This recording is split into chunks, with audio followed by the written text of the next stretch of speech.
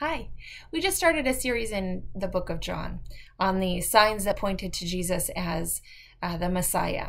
And we're specifically highlighting the 7 miraculous signs on Sundays. So I thought it would be kind of good to look throughout the week at some of the other signs that pointed to him that weren't necessarily miracles. So this last Sunday, we studied the wedding at Cana. You can see that on YouTube if you missed it. Mary came and visited us. Yes, Mary, the mother of Jesus. So catch that on our YouTube. This coming Sunday, we're going to be having another visit from the nobleman as found in the book of John. So in between these two, there's a couple of other stories that it's really important that we don't miss them. So starting in the 2nd chapter of John, in verse 13, it talks about Jesus going to the temple in Jerusalem to observe the Passover.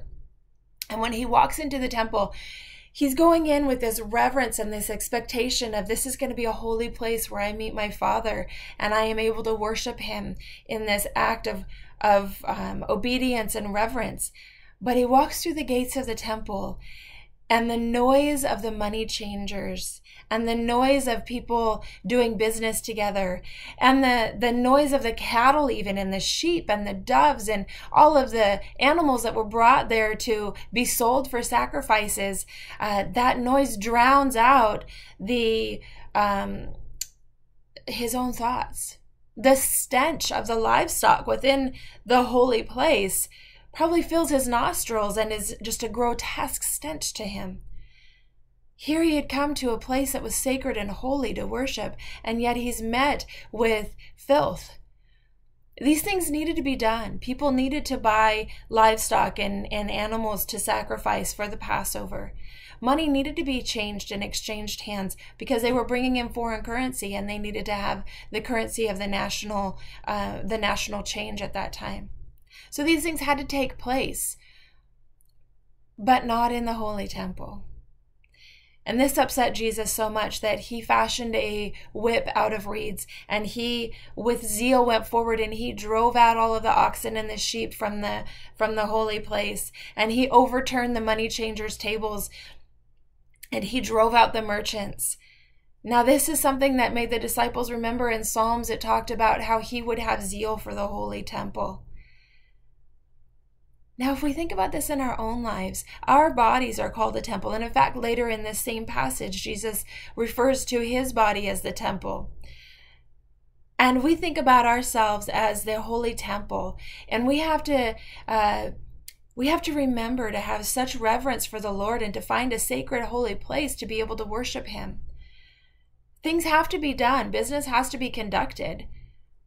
We have to go out grocery shopping. We have to pay our bills. We have to take care of our families.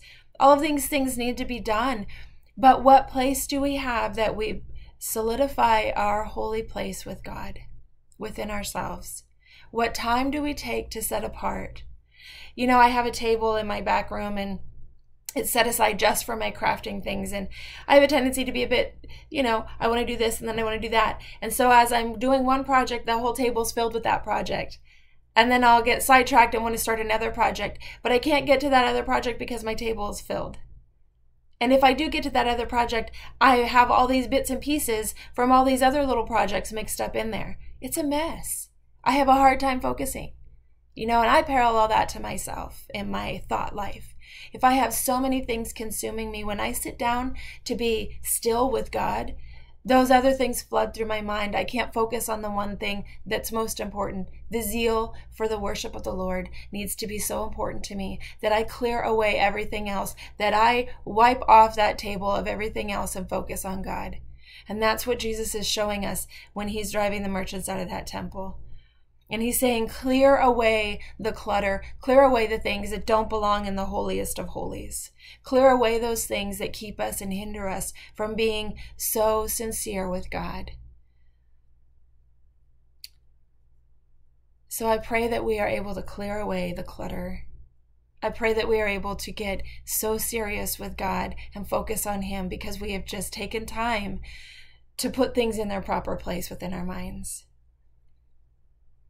The Lord I pray, Lord, that you would help us to do this today. I pray, Lord, that you would help us to focus and to keep that holy, sacred place within ourselves, holy and sacred.